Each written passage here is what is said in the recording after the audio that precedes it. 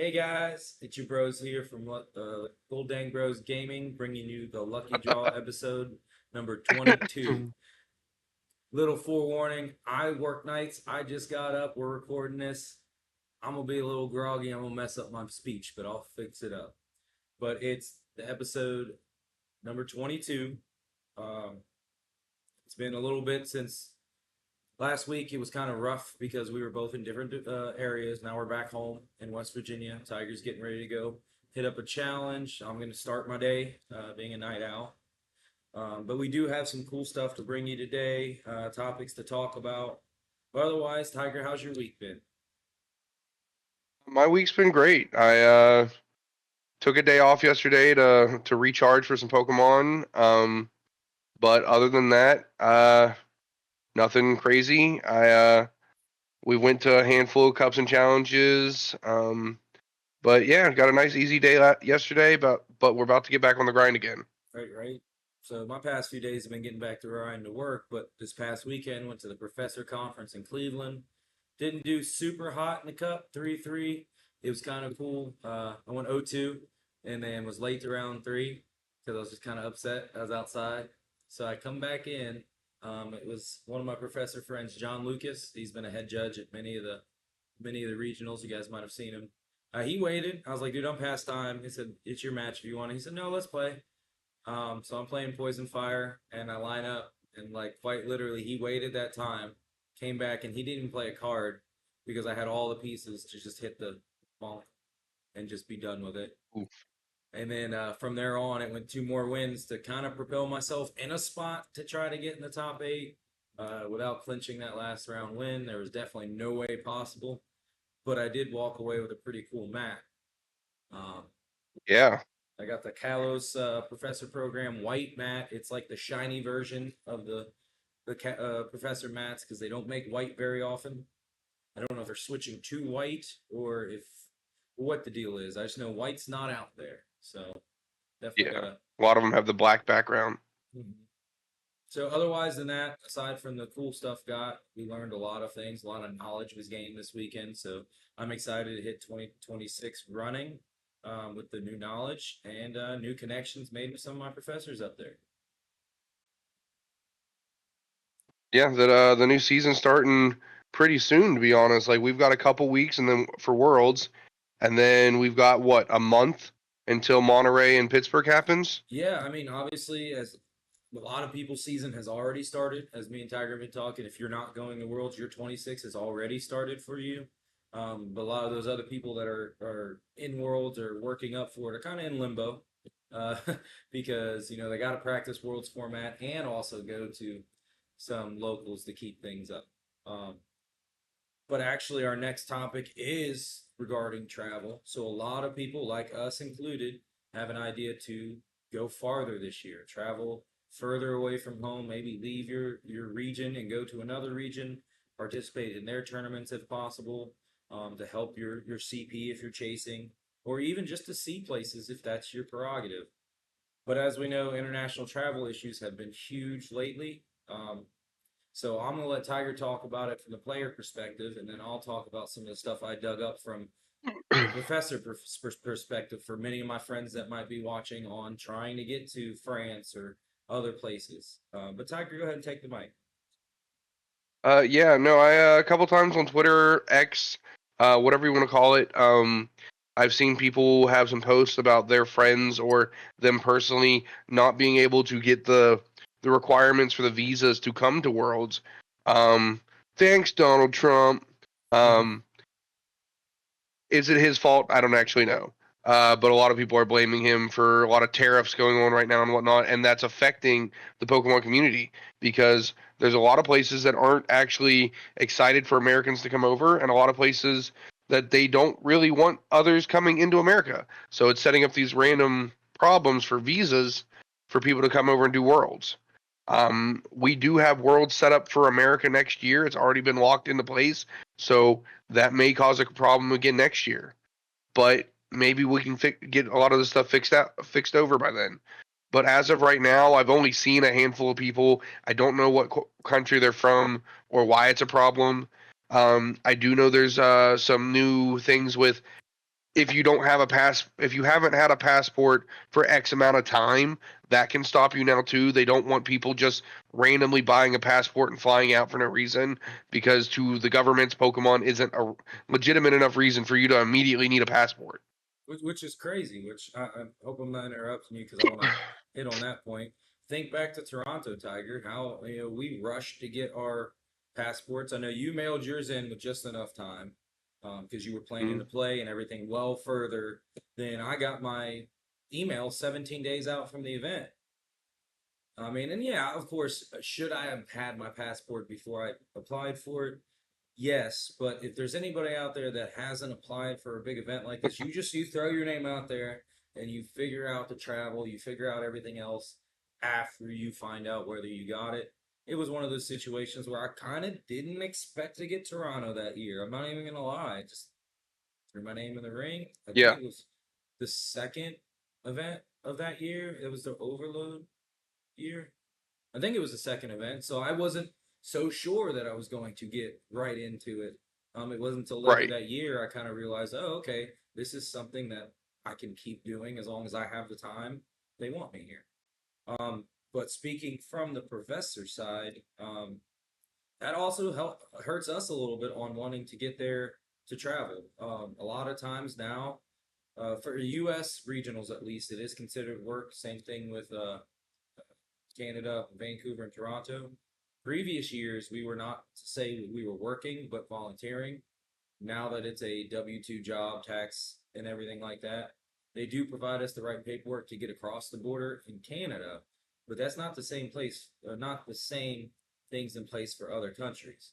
Looking right. up to, like Tiger was saying, a lot of the Middle Eastern countries are now due to the conflict. Just some off the top of my head, I was reading the list: Afghanistan, Iran, um, can't remember a bunch of other ones, but they are just not allowed to come to the U.S. at all right now. So any players in that region are kind of, I mean, there's absolutely no way around it. Other ones are required additional visa requirements, like that 6 month passport thing. My original point on Toronto was we wouldn't have been able to go if it was within 6 months because we literally got our passports 3 4 days before we left. Yeah, But now, like I said, I'm kind of glad we got ours in because ours have been aged for over 6 months now. But any players that were like, "Oh, I want to go do this," they got to put a 6 month backlog on getting. They pretty much need to get their passport now and look at things in the later half of the year. right. That's going to be a big gap for a lot of players, because there may have been players that qualified just by playing in their own region and then didn't like they weren't sure if they were going to make it, so they just didn't go get a passport. Oh, I hit 4 regionals and an IC in Europe, but I ended up making top 100 players over there because I scraped in at XYZ number. Oh, now I don't get to go to Worlds because I didn't plan to qualify to make it to Worlds. Yeah, it just feels bad to feel punished after you finally get to that point, and then now you got all these extra hurdles in your way. But I'm sure something will get figured out. I feel bad for all the players that just can't Yeah, make it. Maybe Pokemon Big Pika does something. I'm not sure that he has the reach to. Um, but at yeah, least maybe the forethought to think about this heading into San Fran, and it hopefully doesn't affect Worlds later in the year because I know Tiger and I would like to go to Worlds not in yeah, America. I mean, I went to Hawaii, which is another country if you haven't been there, but it's America. You got this year Anaheim, it's America. Looking into San Fran next year, America. I know I would like to go to Worlds outside of America. right. I would love to see one in like France or like uh Denmark or one of these some random place is just like, oh, that'd be a really cool place to go visit, and Yeah. I get to go play Pokemon. Oh, I know. I mean, on last bit on this, I'm excited to try to get out to the European ones. All my applications so far are out. But the cool thing about those is those are you can visit a bunch of places if you have the time in a short amount of time because things are close like the Yeah. states out there. I mean, as long as you cover your travel across the borders, like we just talked about. Um, Hmm. but the idea there is you can actually go to one place for the tournament and actually enjoy life another way. 100%. All right, so enough For people on that aren't quite as the sure how big that yeah. of like what he was meaning for that, to go from the top of uh um United States, if you were to go from like New York to Florida, tip to tip, and that's the short way across the country, not the long way. You're taking probably a day and a half drive, so over 24 hours. Because I know from us and halfway down in West Virginia to go to like Atlanta was a 10-hour drive, and that's just 5 states. So you add an extra 7, 8 states to that, you're going to do a 24 plus hour drive versus when you're in Europe. Some of those you can go to another country in 2 hours. Exactly. That was my point there. We could actually see a bunch and not have to travel very far. Someone was actually, it's funny. Someone was telling me there's a flight system there that is extremely cheap because the flights are short. You get to an airport, Yeah, hop on, go, boom. Like I don't know how much truth behind it. I thought it was funny. Maybe it's something I'll look into. It's just we were on the topic of traveling internationally. All right. So next thing up, our lucky draw tournaments are have continued. I don't know, man. My Tuesday tournament keeps getting wrecked. No matter what I do on Tuesdays, it isn't routine maintenance. It's scheduled maintenance, and this time I was just so busy getting back from the professor conference that I didn't necessarily hop on live and see myself. Um, that there was maintenance. We pivoted. We moved the tournament to Wednesday. Everybody that was registered kept their registrations. But yeah, to all my players out there that are consistently doing it, we'll look to make sure that Tuesdays get fixed. If I have to move it to Wednesday mornings, then I move it to Wednesday mornings. They seem to be fine. But looking at the tournament yeah, results, let's see. Yeah, because the last thing we want to do is run tournaments that just don't run because of yeah. things So to outside of our reiterate on that, control. while Yeah. Sean's looking over the results, yeah, the Black Bolt White Flare did just come out today, so you can play Worlds format cards as of this moment. Um, but yeah, if problems proceed to happen, we'll just do a Tuesday night one and a Wednesday morning one. It doesn't hurt anything, doesn't change anything. You still get 2 tournaments out of us. Um, but yeah, Black Bolt White Flare live on Yeah. live right now. I'm sure we'll talk about a little bit of that before we get off of here. But we'll go backwards first, even though number three technically happened after number four. Um, like I said, it was rescheduled. We had multiple countries represented again, which is why I like the noon. I mean, we get people from all over walks of life trying their decks, different things that you wouldn't even thought of together. But the winner, very happy to say this, with a straight Goldango. Well, I can't say straight Goldango, but you'll see why I say it in a second. He went 7-0-0 with a 70% opponent win percentage. So this man beat people that really won. Um, and the other thing I was talking about being straight, it wasn't Dunsparce, but it was a Poltless Dango. So it had the Dreepy, it had the Dracloak, no Polt whatsoever. Oh, so he just had extra draw power. He Yes. just very rarely do you use the Dragapult anyway. So like, if cutting the Dragapult for one more consistency piece helps your matchup that much more, it's worth it. Like, I don't know how often you people really use the Dragapult, um, other than like against single prize decks. Yeah. Um, and then that's what I had written down. He used it pretty much as draw support. The other kind of card I didn't necessarily get, maybe shine some light on this Tiger. He had Team Rocket's Bomb. So that is a Pikachu counter. Ah, it does make sense, yes, because then boom, he had the I believe he had the monkey in the list. That part I didn't write down. I believe he did. So yeah, if you did hurt yourself, you can move it over. Hmm. Okay.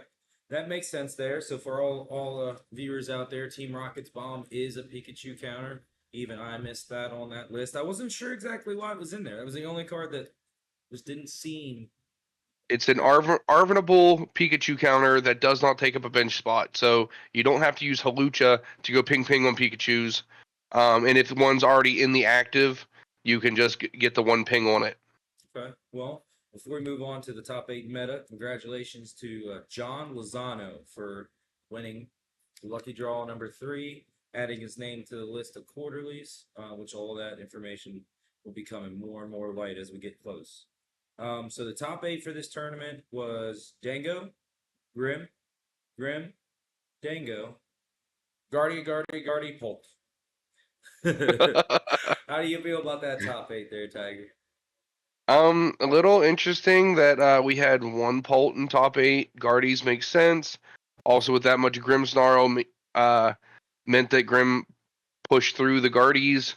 Goldango has a pretty decent matchup into stage 2 decks, so that it makes sense that we had you said two Dangos in top 4. Yes, 2 Dangos in Um, top 4, and then 2 that does Grims. make sense. Grim Snarl is not the most friendly of a matchup for the deck because you have Turo, you have Monkey, you have one shot ability. You can be aggressive if they miss a step and you get 2 single prizers, the game's over. If you can get to 2 prizes before they get a Grim Snarl, game's over. Yeah. So like it does make sense. That makes sense. Now I see it. And then the after probably should have went meta first in top 8 because you kind of played into it. The number of Guardies and Grims in the field were definitely the most. They are tied at 13.68%. 16 individual Guardies, 16 individual Grims. Dango rolled in at 8.5% with 10. And then Hulk Zord, probably the next relevant one at 7.6. But the note thing here is the Dango's win percentage was much higher than Grimm's wasn't bad either, but it was 27 and 16, rounding it out to a 63% in the field. Eesh. So yeah, Dango players were on it in number 3. So all right, I think that's about Trying to show why there. they a Goldang bro. Yeah, you're right, right? I think that's about it there. Nothing else super crazy. No list that like jumped out at me. So moving on to number 4, which was technically ran Tuesday night, which is typically our busier one. We had over 200 registered again with our cap at 128. So it's really pushing the envelope. I know we said we were going to give one more week to see if we bump it up to an 8th round. That way we can get all those players in. Me and Nicole are going to converse later this week, and we'll figure out if that's key. Because at noon, I was done pretty early and had more enough time to get another round done. Things are moving smoothly. So yeah, we'll talk about that, and we'll possibly bring you guys 8 rounds and just chop off the wait list. Other than that, yep. So Professor Nicole, she ran that tournament smoothly, and when I say smoothly, I want to give her props for her second tournament ran. There was no issue. Congrats, Nicole. She handled everything that came up. There wasn't anything super major, but everything that got handled professionally. Very great job. The winner was Louis Martinez with a Enzor deck. Okay. Peru native. He went 6-0-1. And my big point here on his matchups is he won all his matchups were versus different builds. He didn't play the same build twice and just run it over.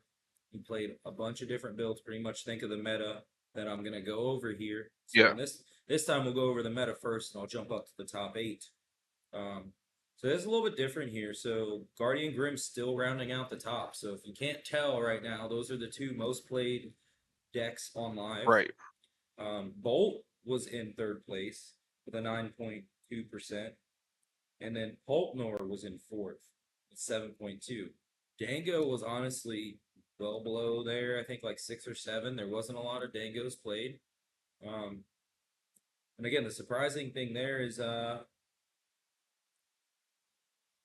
really the Grims had a horrible matchup. Their 41% win rate versus the meta. Bolt had probably the best, aside from Guardian having 3 more decks than they did in competition. Yeah. So then rounding out this, and then we'll have Tiger talk about the meta in top 8. So again, the winner was Enzor. We had 2nd place Poltnor, 3rd was Bolt, 4th Guardy, 5th Guardy, 6th Pidgeysard, 7 Grim, 8 Guardy. All right, Tiger. After hearing that, what's number 4 vibes? What kind of vibes they give you on that tournament?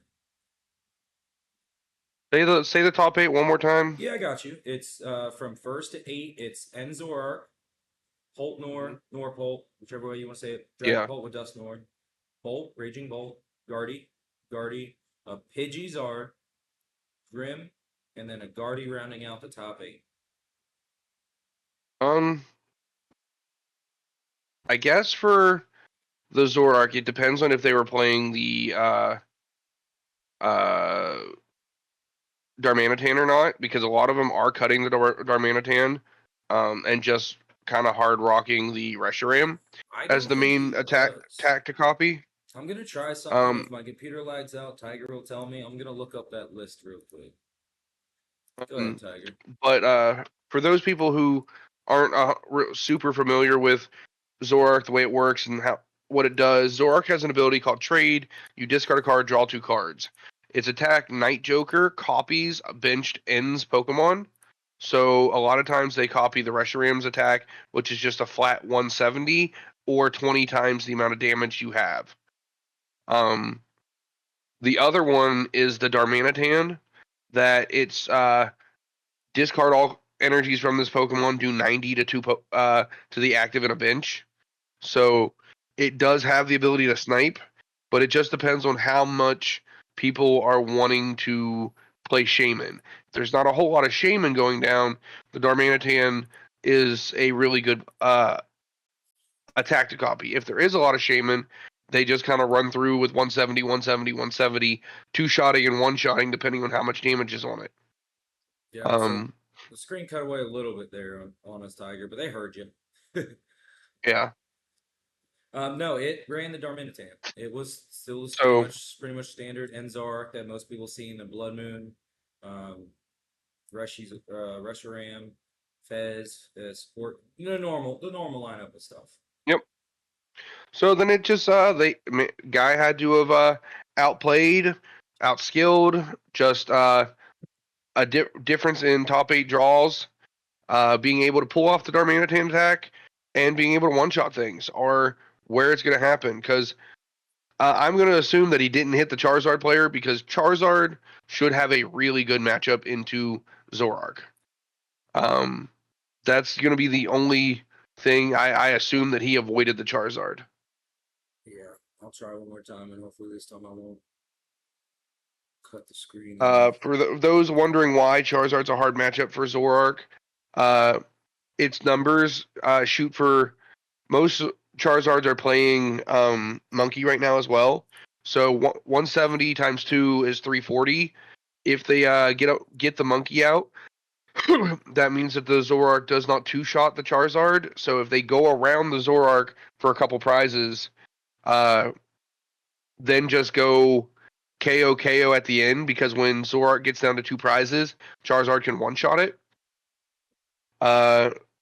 It will make it really hard for the Zoroark to do anything if the only thing they can do is splash 170s, because the Charizard keeps going around it because of Pidgeot being able to find multiple bosses, being able to find Counter Catcher, things of that nature.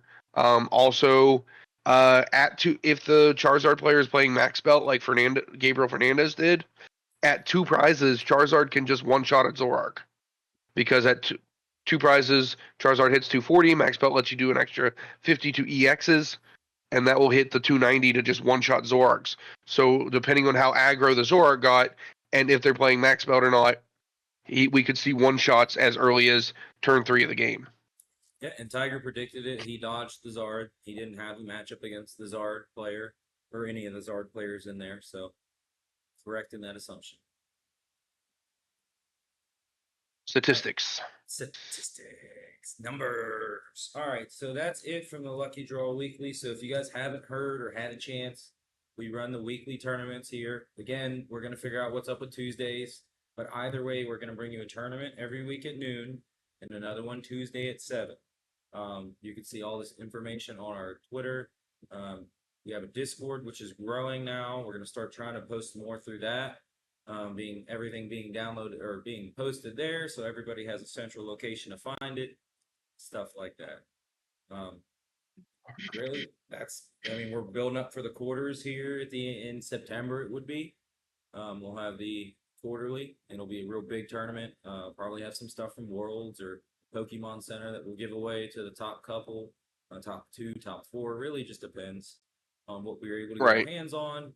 Codes will be bonus. And with that time frame, that's about time frame of Monterey and Pittsburgh, right? Mm-hmm. It is. So that means any of you guys that qualify for this will get a mini tournament for at regional level play because you're all winners right before the first big set of regionals happen, or in between them, depending on Yeah. when we decide to do this and Monterey and Pittsburgh happens. But it's just extra practice because it will still be World's format during that event. Exactly. I mean, that's actually our next topic is world's format, and we'll get there in just a second. But that's one thing I want to do with these tournaments. If live is going to allow these cards to come out, somewhat earlier. Granted, I want everybody to understand there's going to be bugs out right now. Don't be discouraged when your game just crashes out. When I get on here and play in a minute and try out the new decks and my game Right. crashes, but understand it's everything's new, everything's getting tried out. Watch the electric not work right as soon as I go to fire it up. So I'm excited to try Maridon, but Speaking of which, I've got an updated list for you. oh, please send it my way before you go to your challenge because I am going to play some live here in a little bit. Now everything's reset. But right to that topic there, Black Bolt, White Flare are available on the Pokemon Live client. Big update happened yesterday, which obviously bogged down my tournament. But all those cards are now live. I haven't personally touched it yet. Like I said, I just woke up, got a hold Tiger, shot this podcast. My day is about to start. But Tiger, what are you most excited about with those cards being out on live right? Air balloon.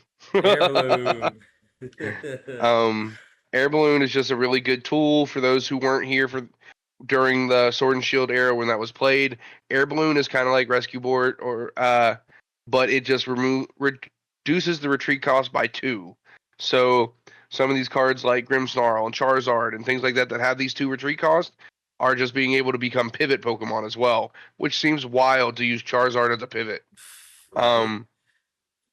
But this also means that your fat Pokemon like Ursaluna, if you start it, getting a Arven for an earthen vessel and an air balloon now means that you can get this blood moon out of the active on turn 1. Whether you have to Badoo or do something else afterwards, you are able to get it out on turn 1 and not be stuck there for 3 or 4 turns. Yeah, I mean, to that effect, I've learned quite a bit over the last 2 years, coming from more locally casual to locally casual, more competitive. And Arvin being able to find you an air balloon is just as good as it finding you a switch in certain situations. Given the prize count, that could be game. That could literally be game. Yeah. It could be, all right, if I can get out of the active, I can win this game because I can push my main attacker up and I can knock this person out, but I can't do it. What can get me there? And then you see the Arvin in your hand, and you play 2 of air balloon, and only one's in the discard. You did your proper prize checking. You know it's there. You now know you have a line. You can build towards that line and finish that game off. Correct. Proper sequencing is always an important thing. Always. I know I'm most excited about Genesex, which is cool because I get to work on a newer, updated Dango. I don't care what anybody says. Even though Genesex in there, you still need an Ultra Ball in that deck. I don't One Ultra care. Ball is still needed. If you prize your Genesex, prize your Team Evo, prize whatever, one Ultra Ball is not going to kill you. It is Yes. definitely needed. Perfect example Decks here. like Maridon can Yeah. play Iron Thorns. You've got Boom. Thorns Crustal. You've got what is it? Guardy that's rushing out Jellicent. You want to get your pieces before they get going. Even if you have to play the Ultra Ball before you need it because you're worried about item lock. These things are having it to use it is going to be better than not at all. Yeah. Perfect example. We were doing some new testing a week, 2 weeks ago now. Maridon versus New Dango. Maridon played Iron Thorns. Iron Thorns shuts down abilities. I'm like, cool. All right. I was playing a build, not mine.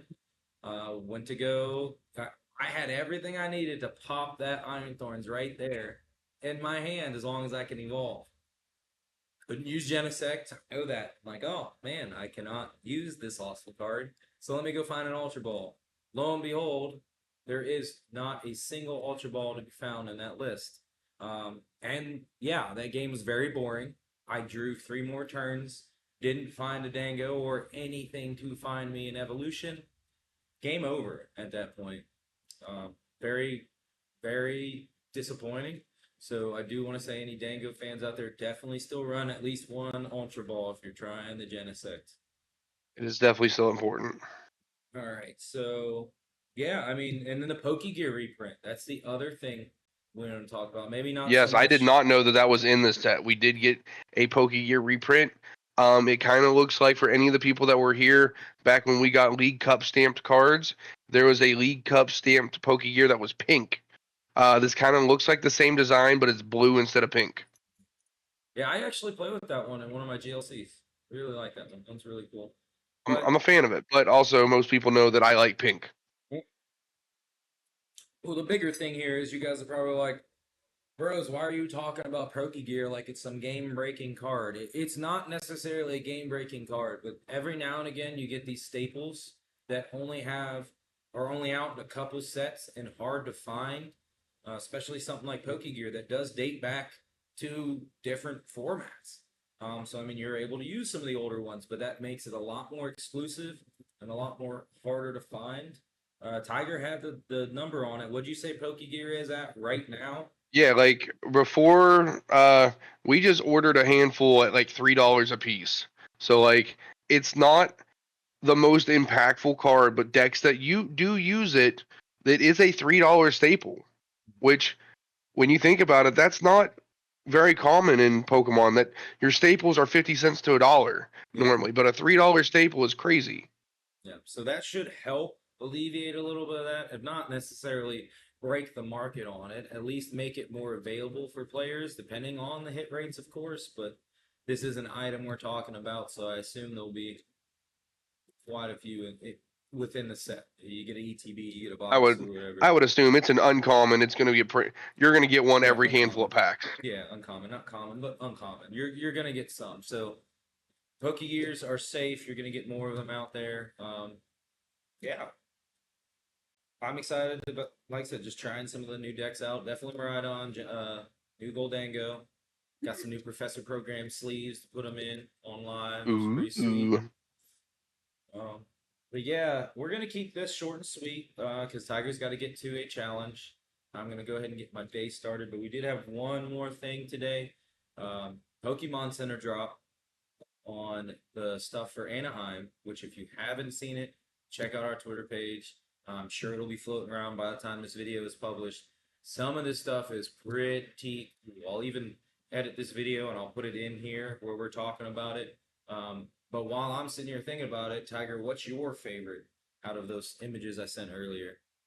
If you had to Crazy pick big one. map person. I'm a hat person. Um, then they've got one of each that I'm super excited for. It's an Arcanine with Pikachu and some other Pokemon. I forget which one it is. On a black mat and a black hat.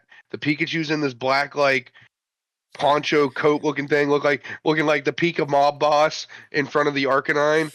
I am super excited for this one. Like the colors look good, solid black with just a central piece of the orange Arcanine, the yellow Pikachu, and it just says Anaheim. Just around the inside of it, it looks super crisp, super clean.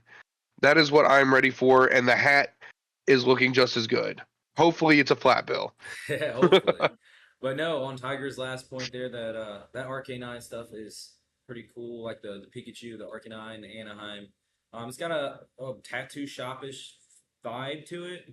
If anybody's frequents the tattoo shops or has been in, I want to say more of an older school tattoo shop, not more your new modern tattoo shop, but like with the scrolls and all the like little stick tats. You know what I mean? Yes. Yeah. But no, I love the sleeves on that side. That was my favorite part. The Pikachu sleeves where he's kind of like posted like this with a side profile. Looks pretty awesome. But that backpack. This is one time I'm getting me a backpack. Okay. I've gone many internationals and got backpacks for other people because I just really didn't care for the backpacks. Wanted to get one in Hawaii, but they were just expensive. I ended up getting them for other people. This backpack I want. Yeah, the black backpack looks pretty cool. I might snag one for myself. Like I said, I definitely just want to get the mat and the hat. If there's some backpacks when I get through to it, we might snag one. If not, it's not on the top of my list. Because qualifying for the first time, I will not be getting rid of this competitor kit. I normally get rid of all my competitor kits at any event I go to because I'm not a huge fan of keeping any of it. But this is a monumental step. This is the breakthrough. This is the time. I qualified for my. You can only qualify your first time once, Right? so this one's important. Right. So on that note, we'll go ahead and close it out. But make sure you guys do check out, like I said, that merchandise is and they also have limited plush coming out. There was a Pikachu and a jacket. I'm sure as we get closer, you know how Pokemon is. They're gonna drop things. Might even have certain stuff that we don't even know about is there. Oh yeah, always. Always do that. Big word of advice for anybody who's going to Worlds: if you see a shirt you like, just buy it, because by the time you walk away, it probably won't be there, and it will not be online. Don't tell yourself, "Oh, I'll just get it later." You will not get it later. I promise. Even if it's just picking it up and then deciding if you see something you like, just grab it. If you decide you don't want it or it's not worth what you think it is when you're done with it, put it back. But if you turn around and walk away, it might not be there if you decide, I think I actually do want that. Yeah, I've learned my lesson many, many a time. So if there's anything I can teach everybody out there, just snag it. If it's Pokemon Center stuff and you're dead set on wanting it, snag it. It's better to get it at retail than twice the price because there's somebody that will do it. 100%. But from the bros here in West Virginia, let everybody wish Tiger good luck on his challenge. Has a little bit of a drought lately, but the practice is there. That's the one thing we've been talking about. So wish Tiger some luck in his challenge and good practice. And we'll see you guys later. Stay lucky. Stay lucky.